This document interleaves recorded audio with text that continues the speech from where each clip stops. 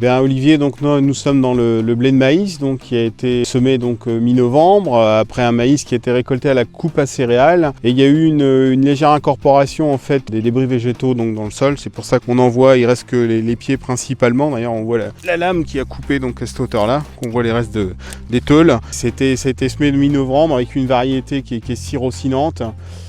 Bon, ensuite, ce qu'on peut observer derrière, c'est effectivement allonger un mètre au sol et puis ensuite dénombrer donc, sur ce mètre linéaire le nombre de plantes, sachant que nous sommes en 25 cm d'interrang. Voilà, on multiplie par 4 et donc on a le nombre de plantes au mètre carré. Aujourd'hui, on est autour de 220, 230 plantes au mètre carré avec un semis qui a lieu autour de 300 graines. Donc on peut voir, il y a encore un peu de frais, mais on voit que la réserve, la RFU, la réserve facilement utilisable, elle commence à se faire très faible.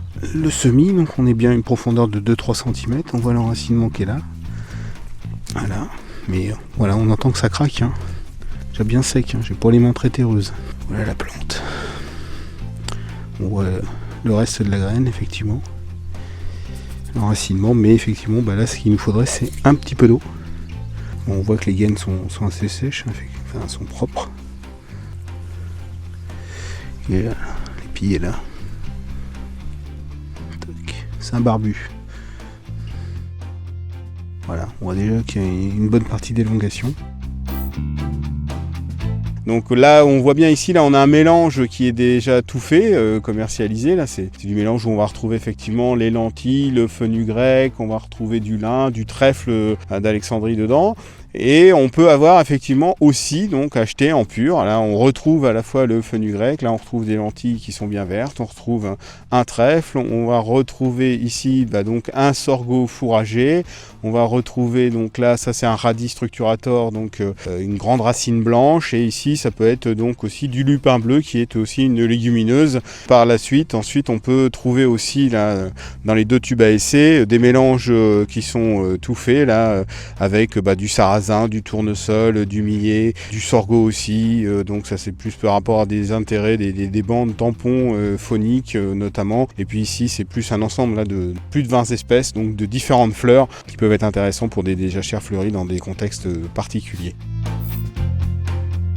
Le plus important, c'est de bâtir sa recette. Et pour bâtir sa recette, ensuite, il faut déjà donc déterminer le type d'ingrédients qu'on va utiliser, la stratégie, aussi les plantes. Donc, il faut qu'elles soient aussi adaptées donc à son côté pédoclimatique. Je prends par exemple le lupin bleu. Il a des caractéristiques où il est assez sensible donc en calcaire actif, en CaCO3. Donc, dans certains types de sols, il ne pourra être implanté puisqu'il va se mettre à jaunir et il ne se développera pas. Ça limitera son développement. Donc, c'est plutôt une plante qui est adaptée à mon type de sol, plutôt en sol léger et puis donc légèrement acide, relarguer du phosphore, de solubiliser une partie du phosphore du sol. Ça ne remplace pas un engrais qu'on pourrait apporter, mais ça complémente et puis ça peut permettre de panacher et puis de différencier les libérations de matière.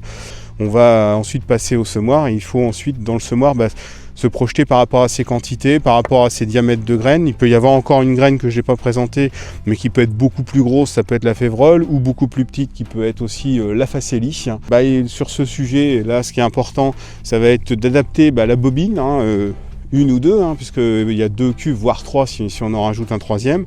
Et au niveau de cette bobine-là, il y a une particularité. On voit donc à ce bout-là, il est indiqué effectivement le volume, ça fait partie des réglages. Mais on peut le personnaliser, ce volume, c'est-à-dire qu'il suffit d'enlever le circlips et chaque rondelle s'enlève et on peut remplacer des rondelles par des rondelles pleines, ce qui permet de changer ce volume-là et d'adapter la rotation, parce que ce qu'il faut garder à l'idée, et on le voit bien ici, on a quelque chose d'hélicoïdal, d'avoir une distribution qui soit homogène, qu'on n'ait pas des à-coups, et donc ensuite on adapte ça, on diminue le volume pour que la bobine tourne assez vite, qu'il y ait une fluidité dans la soufflante pour avoir une bonne répartition, et ça reste important. Et après si on a besoin de mixer des gros calibres, comme il y a 2 cuves, on peut effectivement faire un assemblage avec des petites graines dans une cuve et des plus grosses graines dans l'autre cuve pour avoir une bonne répartition. Et de l'autre côté aussi, ce qui permettra, ça peut aussi permettre de changer les profondeurs de semis dans certains cas.